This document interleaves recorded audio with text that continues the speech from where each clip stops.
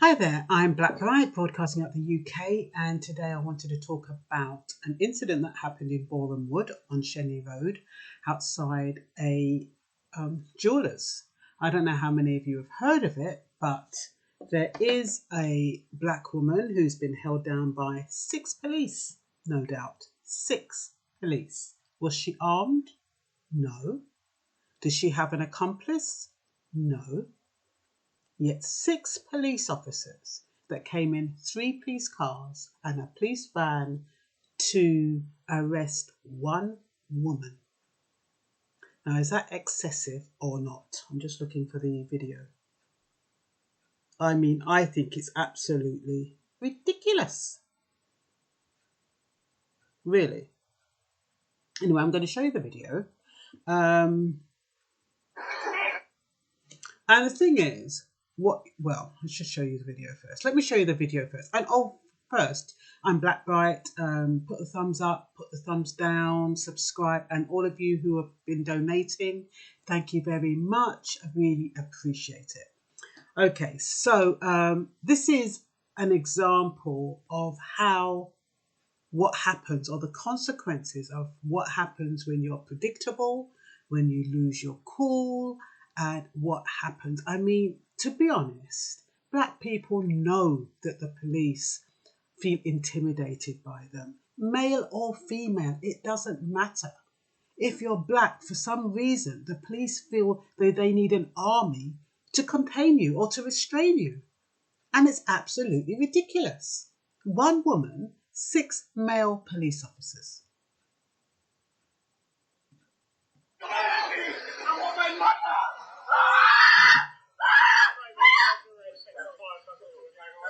Why is she being arrested? I don't know yet, I've just arrived. Okay. Do you know her? No. Yeah. We just do me a favour, no issue with calling. Can you just Step back, just let her know. Can you just cover her legs? You're all treating me like this. All I did was a bloody refund. I am doing this to me. All I did was wake up and work refund. And that's it. I just have to give you a refund. You will just give me a refund. I am doing all this to me. Is this bad? Is this bad?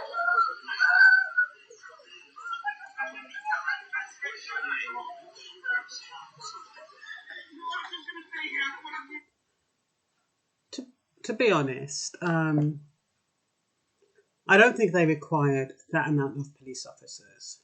They seem to be treating her not so aggressively. I don't know what's happened before the filming or what.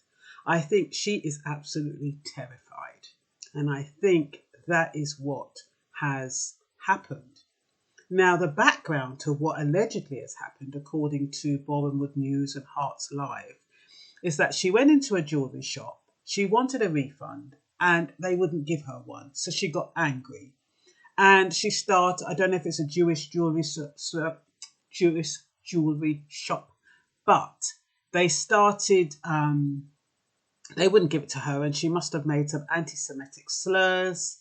And I don't know, she banged on the panel, the plastic panel, but they saw that as aggression. And, well, it is aggressive. And so they called the police, and 6 police officers turned up for a woman without a weapon, without a gun. And next thing you know, she's on the floor, handcuffed, her skirt halfway up her legs, very degrading, no dignity at all, no shoes on her feet. Now, my point is, why can't you walk the woman out of the shop and walk her to the car? What is it these days why police officers have to put suspects on the ground, on cold concrete? And then it's aggravated by those handcuffs that are made out of steel and are so tight. And it's quite an intimidating and hostile environment.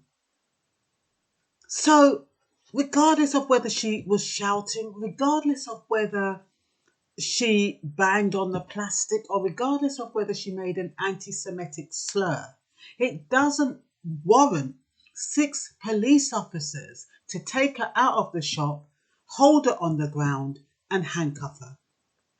There used to be the days when the police would come to you and say, I'm going to take you in for questioning. They're saying she's resisting arrest. How can one woman resist arrest from 6 police officers? Is it because she's struggling while she's being charged for resisting arrest? She's also being charged for, what is it? Section 5 of public order offence. Is that because she's screaming? Suspected criminal damage. That's the banging on the plastic thing, panel. And the religiously aggravated assault. I don't know if she's still in police custody. She was still in police custody 2 days ago. I think this happened about 3 days ago. But it's scary. But, you know, I keep trying to say to people, it's not worth losing your temper. It's not worth reacting. I don't know why, specifically a lot of black people, not all, but a lot of black people seem to think that aggression is going to get them what they want. When in this country, it's the absolute opposite. In America, maybe, I don't know. But in the UK, aggression gets you nowhere. You're already labelled as bloody aggressive. So why are you perpetuating that stereotype? Why can't you go in and say, I need a refund because this is broken or this isn't the right quality? If they say no, say, is there anyone I could speak to? In a calm manner. Can I speak to the manager, please? If they say the manager's not here, can I have the telephone number of the manager then, please? And you can put in a formal complaint. I know it's frustrating if you want to get a refund and you can't. I know it's frustrating, but look at the consequences. Is it worth it? Is it worth losing your cool over? I mean, people might say I'm a saps. I don't know. A saps is somebody who's a weak heart or somebody who is a soft touch. No, I'm not. As far as I'm concerned, they say the hero who walks away lives to see another day. You know what I mean? When you're in that situation and you know the current climate. And the thing is with the police, what I don't agree with is that they always seem to take the side of the caller. Now, they've called her, and maybe they're right. They've said she's aggressive, she's misbehaving or whatever. But surely you would take that woman and speak to her, call her one side, say, come on, could you come outside a minute, please? And say, you know, what happened? What is the situation? And then the police, if they were empathetic or if they wanted to do their community duty, they would then go into the shop and say, look, this lady said she wanted to change something and you've refused. Why have you refused? I mean, I know they're not supposed to be litigators or mediators, but they're mediators in the sense that they are going to cut her off and put her in police custody. So couldn't they minimize that by going into the shop and saying, look, this lady says she wanted a refund and you're refusing to give her one. Why are you refusing to give her one? What is the reason behind it? And they could have their reasons, and then that the police could explain to the woman their reasons, and maybe it could have been diffused. But when you have an angry shopkeeper and you have an angry patron, and then you've got police who are overreacting to the situation, it's not a pretty picture.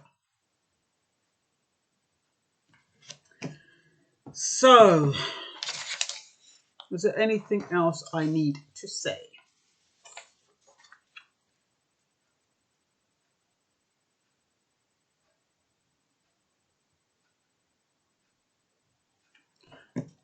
Document atrocities. Yes, I think the reason why I'm doing this is that it's probably all over the papers or whatever, but it is a good way to document the atrocities, because you know we need to see how many times it is happening, and not every time it happens is going to be recorded, but once it's recorded, I think it is important to let the public know the unreasonableness of the method of arrest. I mean, they reckon that it should be in proportion to the crime. I don't think that's in proportion to the crime. To me, that's unreasonable force. You've got one woman, 6 police officers. She's down on the ground with her hands behind her back. I'd hate to be on that dotted ground. You don't know whether dogs shit on it or what. I'd hate to be on that ground. Face on the dotted concrete. And then it's not even like there's a female there. And the woman said, can you cover up her legs, please? No, they're not covering up her legs. I hope somebody said she was an NHS nurse. I hope she's not an NHS nurse behaving like that. She's not going to be doing the NHS any favours. So I hope that part is not true. I mean, people put in their little bits. I don't know what's true from what's not. But that would not be doing her any favours. So what else have we got here? The jewellery store was Nelkin Jewellers on Shenley Road in Boreham Wood. I'm not sure if verbal aggression warrants heavy-handedness. And I think, yeah, I'd imagine that she was quite scared. But like I said, sometimes, peeps, as hard as it is, exercise self-discipline. Do things the right way. When they say follow the laws of the country, yeah, sometimes they don't seem fair, but the repercussions of when you don't are worse. That wouldn't have happened if she'd gone in and said, look, you know, I want a refund, please. This thing is broken, or this thing isn't what I thought it was, or whatever. And they said no, and she kept calm. Totally different outcome. Banging on the plastic, trying to smash it up. Where is that going to get you? So it's about containing yourself, trying to keep cool as hard as it is, and thinking about the bigger picture. If you've got children at home, what are they going to be seeing when they see you sprawled on the bloody concrete because you lost your temper? So you need to be setting an example. And then it's fine when you're saying, yeah, yeah, yeah, and screaming and everything. And I'm not saying they're making it worse than what it is, because I would be terrified if I was in that position. But, you know, sometimes, you know, people put themselves in that position. And I don't think, regardless, she didn't deserve being put on the floor, on the concrete ground, with her hands behind her back. She did not deserve that.